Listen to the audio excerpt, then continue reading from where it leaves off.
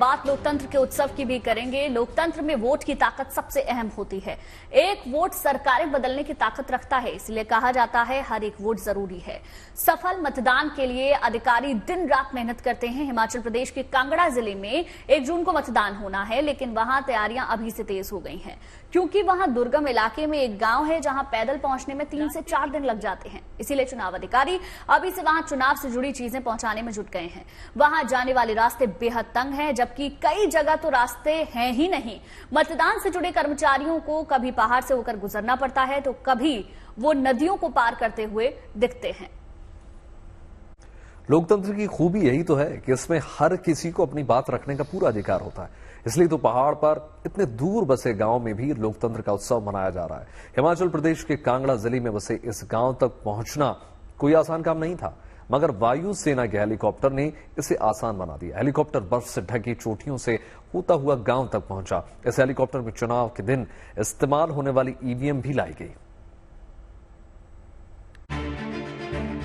हिमाचल प्रदेश के दूर दराज में बसा ये एक ऐसा इलाका है जहां पहुंचने के लिए न सड़क है न आसान डगर।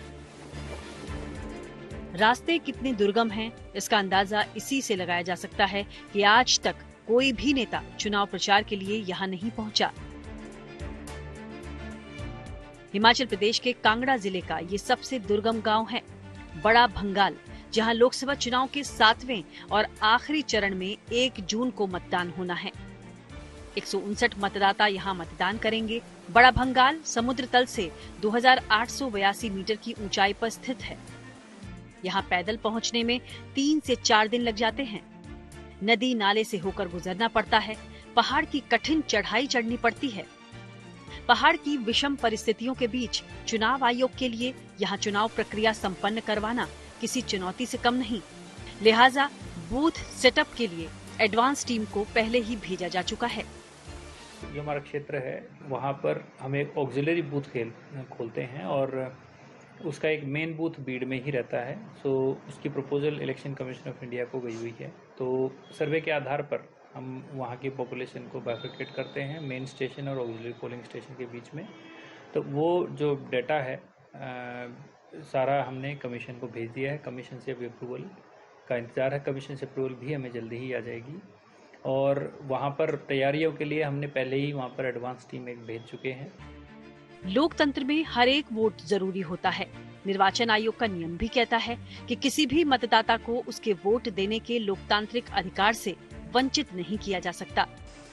बड़ा भंगाल में मतदान प्रक्रिया को पूरा करने के लिए 6 सरकारी कर्मचारियों की टीम 29 मई को ईवीएम के साथ हेलीकॉप्टर से रवाना होगी।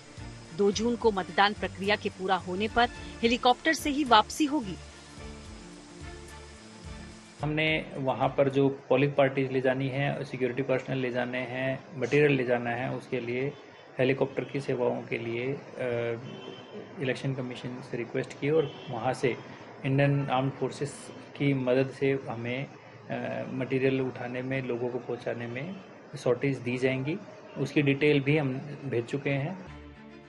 2009 के लोकसभा चुनाव में बड़ा भंगाल में पहली बार मतदान केंद्र बना।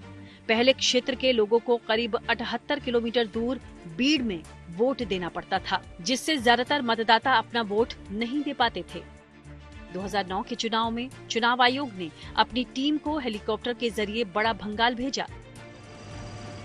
2009 के बाद से ही बड़ा भंगाल में चुनाव संपन्न कराने के लिए चुनाव आयोग की टीम हेलीकॉप्टर का सहारा लेती रही है।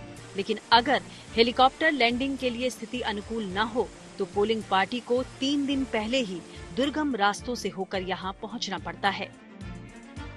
कांगड़ा से पुरी साहब के साथ bureau report, good news today.